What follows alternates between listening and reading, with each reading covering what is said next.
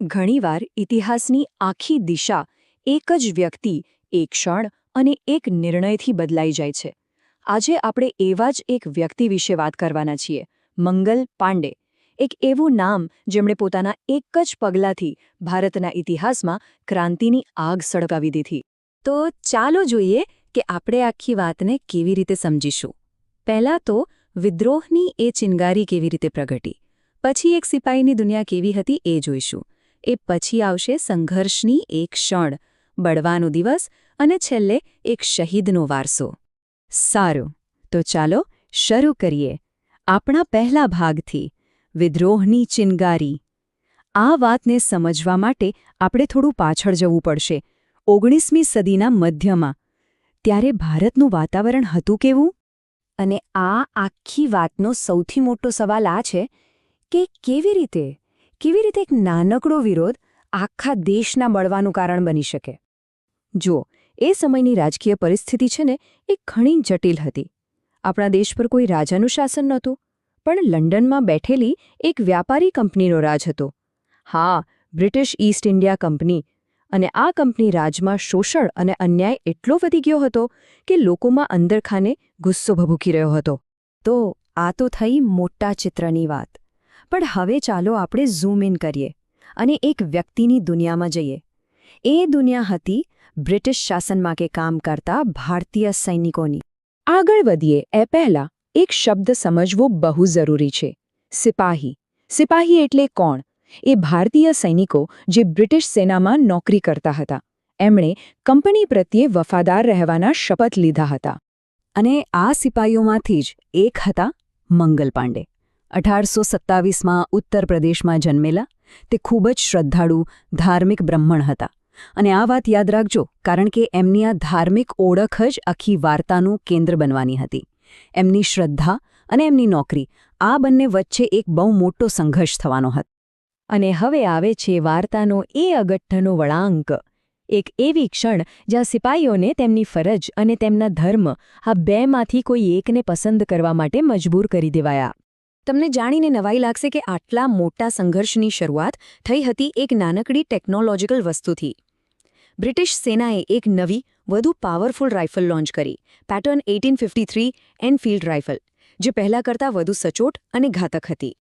તો સવાલ એ છે કે આ નવી રાઇફલમાં એવું તો શું હતું કે આટલો મોટો હોબાળો મચી ગયો? પ્રોબ્લેમ રાઇફલમાં નહીં, પણ એના કારતૂસમાં હતો.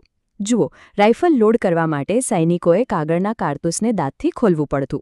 અને બસ થોડા જ સમયમાં એક આગની જેમ અફવા ફેલાઈ ગઈ કે આ કારતૂસ પર જે ગ્રીસ લગાવેલી છે એ ગાય અને ડુક્કરની ચરબીમાંથી બનેલી છે. હવે વિચારો, આ અફવાએ હિન્દુ અને મુસ્લિમ બંને સિપાહીઓને કેવી ભયંકર સ્થિતિમાં મૂકી દીધા હશે. એક બાજુ કંપની પ્રત્યેની વફાદારી, એમની નોકરી, એમની ફરજ, અને બીજી બાજુ એમનો ધર્મ, એમની શ્રદ્ધા.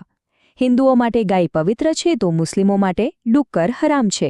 એ કારતૂસને મોઢે અડાડવું એ એમના માટે પોતાનું ધર્મ ભ્રષ્ટ કરવા જેવું હતું. બસ હવે વાત એ બિંદુ પર પહોંચી ગઈ હતી જ્યાં કંઈક મોટું થવાનું હતું. હવે આપણે સીધા એ દિવસ પર જઈએ, એ ક્ષણ પર, જ્યારે મંગલ પાંડેએ એ પગલું ભર્યું જેણે ઇતિહાસની દિશા બદલી નાખી. તારીખ હતી 29 માર્ચ 1857. બપોરનો સમય હતો અને મંગલ પાંડેને ખબર પડી કે બ્રિટિશ રેજિમેન્ટ આવી રહી છે.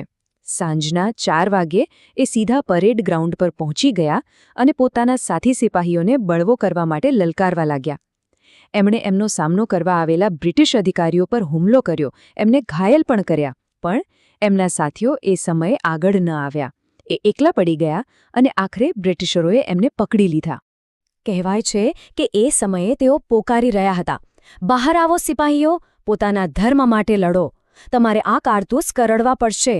આ શબ્દોમાં એમનો ગુસ્સો, એમનો જુસ્સો અને કદાચ નિરાશા પણ દેખાય છે. આ માત્ર એક બળવો ન હતો, આ પોતાના ધર્મ અને સ્વાભિમાનને બચાવવા માટેની એક ચીસ હતી. પણ અહીં એક બહુ અગત્યની વાત છે. મંગલ પાંડેએ આટલી બૂમો પાડી, પણ એ સમયે કોઈ પણ સિપાહી ખુલ્લેઆમ એમની સાથે ન જોડાયો. એ લડાઈમાં તેઓ એકલા હતા અને એટલે જ બ્રિટિશરો એમને સરળતાથી પકડી શક્યા. તો મંગલ પાંડે પકડાઈ ગયા. પણ શું વાર્તા અહીં પૂરી થઈ ગઈ? ના, બિલકુલ નહીં. હકીકતમાં અહીંથી જ તો એમના વારસાની અસલી શરૂઆત થઈ. એક એવો વારસો જેમના જીવન કરતાં પણ અનેક ગણું મોટું સાબિત થયું. ધરપકડ પછી બધું બહુ ઝડપથી થયું. 6 એપ્રિલે એમનું કોર્ટ માર્શલ થયું, એટલે કે લશ્કરી અદાલતમાં સુનાવણી થઈ અને તરત જ મૃત્યુદંડની સજા સંભળાવી દેવામાં આવી. બ્રિટિશરો એટલા ગભરાઈ ગયા હતા ને, એમને ડર હતો કે આ વાત ફેલાશે તો બીજો બળવો થશે. એટલે જ નક્કી કરેલી તારીખના 10 દિવસ પહેલાં જ 8 એપ્રિલ 1857ના રોજ મંગલ પાંડેને ફાંસી આપી દેવામાં આવી. 1857 આ માત્ર એક વર્ષ નથી. મંગલ પાંડેના બલિદાન પછી આ આંકડો ભારતના ઇતિહાસમાં ક્રાંતિનું પર્યાય બની ગયો. આ એ જ વર્ષ હતું જ્યારે ભારતનો પહેલો સ્વાતંત્ર્ય સંગ્રામ એક મોટી આગ બનીને ફાટી નીકળ્યો. તો મંગલ પાંડેએ જે ચિનગારી ચાંપી હતી એનું પરિણામ શું આવ્યું? ઘણું મોટું. એમના મૃત્યુ પછી આખા ઉત્તર ભારતમાં બળવો ફેલાઈ ગયો. આ બળવો એટલો મોટો હતો કે ઈસ્ટ ઇન્ડિયા કંપનીનું શાસન જ ખતમ થઈ ગયું અને ભારત સીધું બ્રિટનના રાણીના શાસન હેઠળ આવી ગયું. અને મંગલ પાંડે એક સામાન્ય સિપાહીમાંથી ભારતીય સ્વતંત્રતા ચળવળના એક અમર પ્રતીક બની ગયા. ખબર છે, એક રસપ્રદ વાત કહું?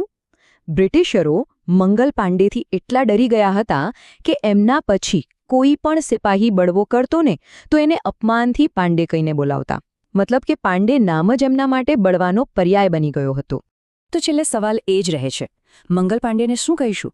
નાયક કે બળવાખોર? કહેવાય છે કે ઇતિહાસ તો જીતનારા લોકો લખે છે, પણ જે વારસો હોય છે ને એ તો વિરોધ અને સ્વાભિમાનની ભાવનામાંથી બને છે. અને એ જ ભાવનામાં મંગલ પાંડેનું નામ અને એમનો વારસો હંમેશા અમર રહેશે.